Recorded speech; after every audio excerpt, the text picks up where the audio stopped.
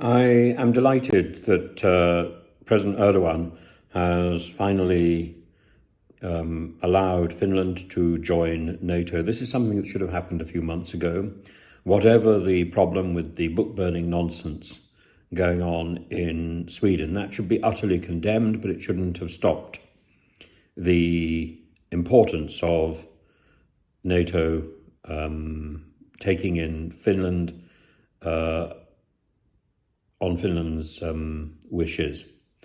That should not have been scuppered by a mad individual burning a copy of the Quran to irritate others. We can't be held to ransom by mad individuals.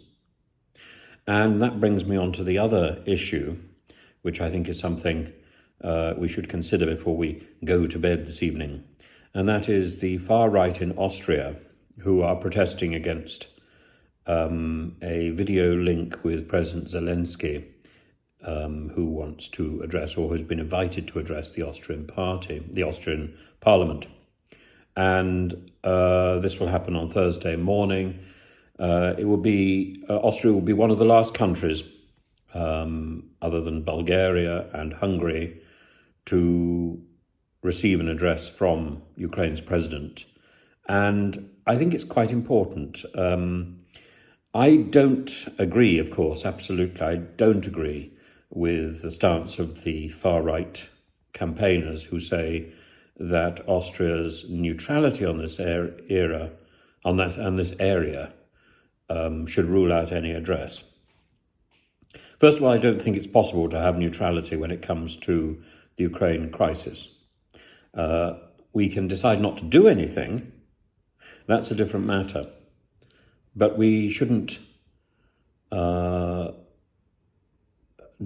our moral responsibility. Our moral responsibility is to stand up against thugs who invade another country.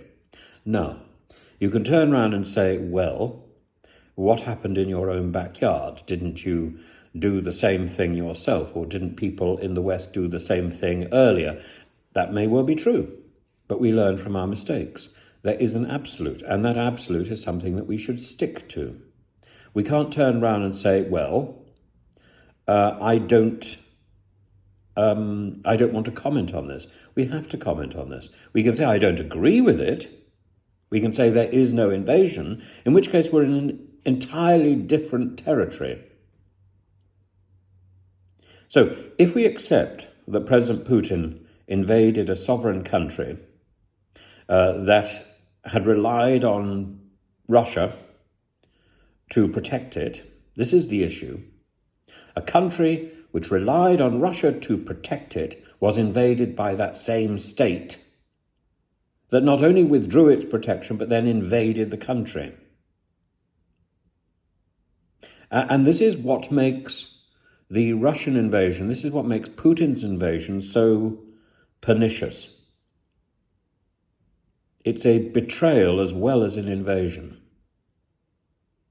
It's a betrayal of trust as well as an invasion.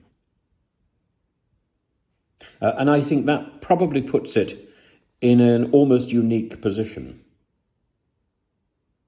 But if we accept that there's been an invasion, which I think we have to, that's a fact. If we accept that there's been a betrayal, which I think we have to, that is also a fact.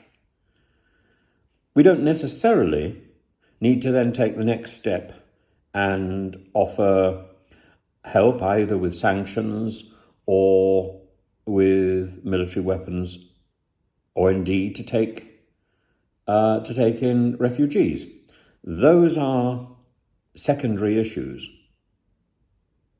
But to storm off in a huff because we don't want the president to address us in our parliament, that seems extraordinary. And that's not about neutrality, that's about rudeness. And as I say, I don't think it is possible, frankly, to be neutral about this issue. The president of a warring nation. You could also say that he's spreading Ukrainian or NATO or American propaganda.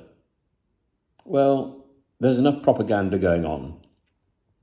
And I don't think President Zelensky is spreading propaganda by talking to a parliament. I think there is propaganda going on. I think there's particularly bad propaganda going on where Russia is spreading extraordinary stories across its own nation. I also think there's propaganda going on internationally. And there's suppression of stories and promotion of stories on both sides.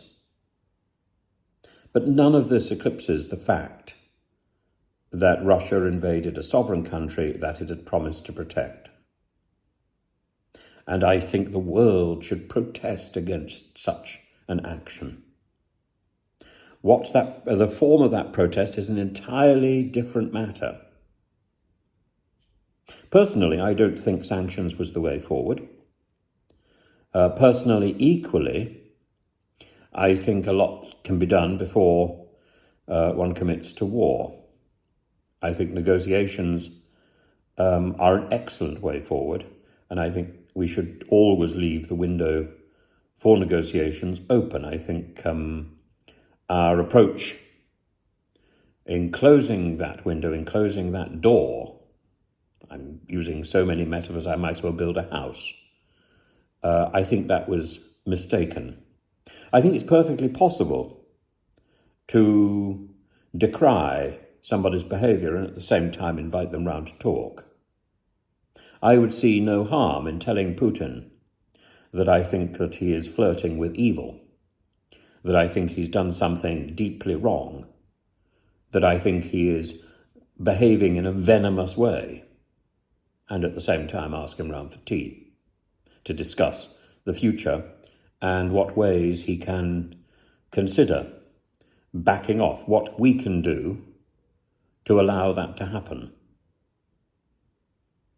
Because in the end, whatever wars, whatever language we use, it ends up in negotiation. That's what a treaty is.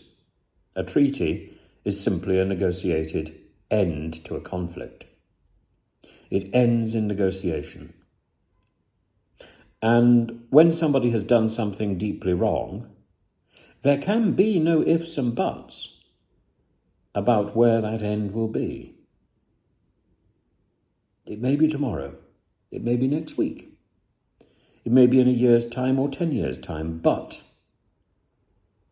the Kremlin position is wrong and cannot be allowed to stand.